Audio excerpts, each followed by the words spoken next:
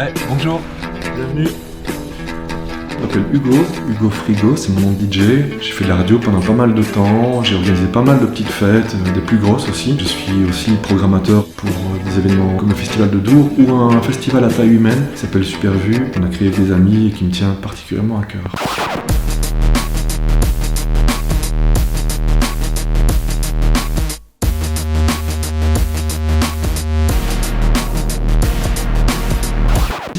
Le salon avec un sound system, je suis content d'avoir ça parfois pour écouter un bon vieux disque jamaïcain ou parfois faire un petit concert dans mon salon. Là c'est la pièce où j'écoute la musique, où je la mange. J'ai ici pas mal de supports, j'ai pas d'obsession absolue sur le vinyle. Au final ce qui m'intéresse c'est la musique sous toutes ses formes, avec un goût particulier, c'est certain pour le vinyle.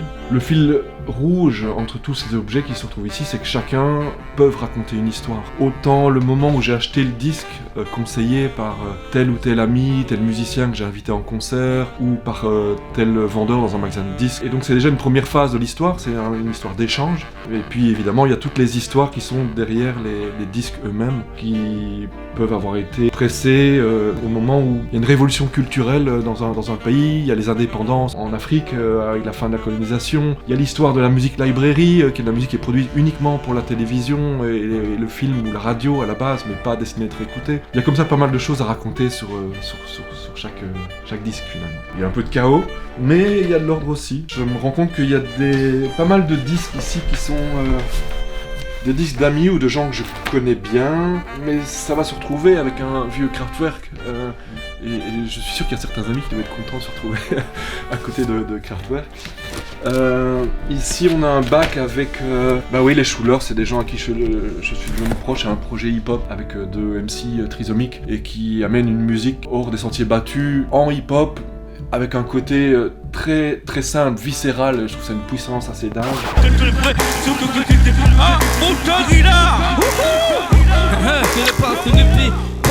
Mon ami Eccentric qui a lancé son label qui s'appelle Rêve Alert avec des choses qui tapent vraiment, plutôt 140 BPM, acide, avec un clin d'œil à la culture rêve. Ici, rien à voir, Chris Himmler. Et donc voilà, juste pour vous montrer qu'il n'y a pas spécialement cette cohérence de style, mais plutôt un melting pot de relations avec des gens. Parce que c'est aussi un élément qui est hyper important pour moi, c'est la musique comme vecteur social finalement. C'est la musique qui m'a amené à rencontrer toute une série de personnes qui sont devenues des gens proches. Et la manière d'organiser des événements, des soirées, c'est proposer un moment particulier où justement il y a cette effervescence, cette puissance sociale où les gens se rencontrent, échangent. Et c'est des moments extrêmement importants. Un beau petit tas de disques Bollywood. La chose qui me fascine avec cette musique de Bollywood, c'est leur manière en tant qu'industrie de film, d'aller pomper toute une série de codes qui fonctionnent. Pour la musique, c'est pareil, ils ont été prendre tous les codes de la pop, disco, country, mais toujours sur une base de chansons indiennes avec des instruments traditionnels.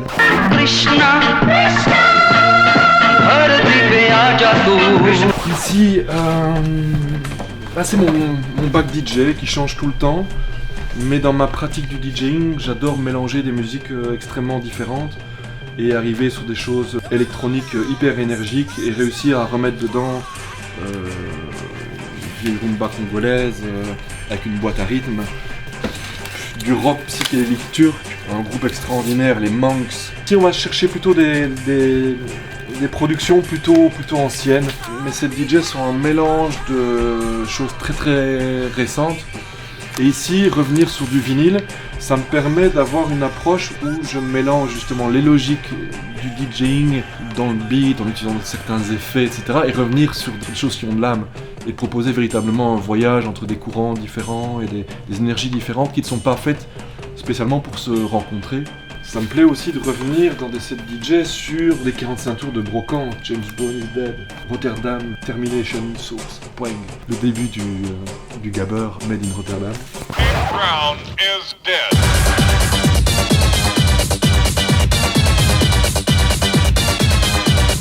On va les prendre dans la pop, Arctic Monkey, ça, pour moi c'est des choses qui n'ont pas beaucoup d'intérêt. J'ai pas envie de répondre à cette logique du repressage, qui par ailleurs coupe l'herbe sous le pied des labels indépendants, qui se retrouvent avec des files d'attente pour les pressages qui vont de 6 à 12 mois, et ce qui peut être problématique finalement pour des acteurs qui poussent la musique vers de nouveaux horizons.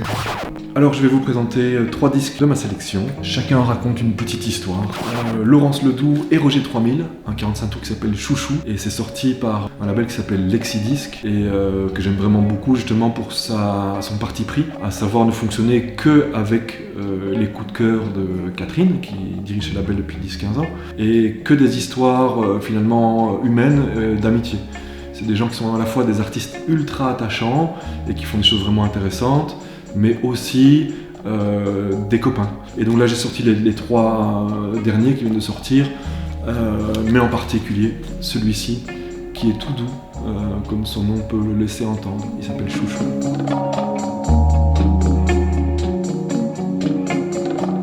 Deuxième sélection, c'est un disque signé Johnny Superglue, tout fraîchement sorti. Ici c'est une autoproduction, c'est tiré à une centaine d'exemplaires. C'est un joueur de guitare heavy metal un tout petit peu distordu, un peu bizarroïde.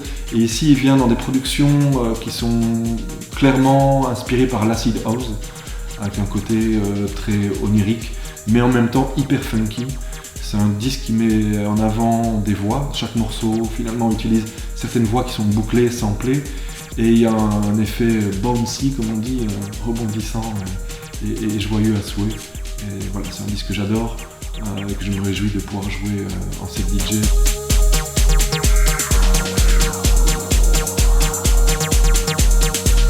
Alors un dernier disque à vous présenter.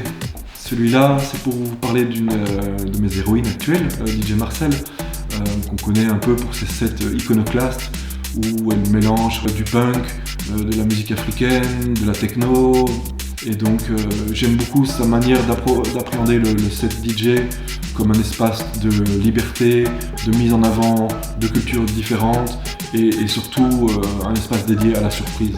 C'est une musique très bricolée, il y a des passages qu'on sent marqués par la musique concrète, mais en même temps toujours par le dance floor. Bref, ça la représente. C'est un spectre ultra large, depuis de la musique expérimentale jusqu'à des musiques pop africaines super dansantes. Mais le disque, lui, a clairement le goût du bricolage.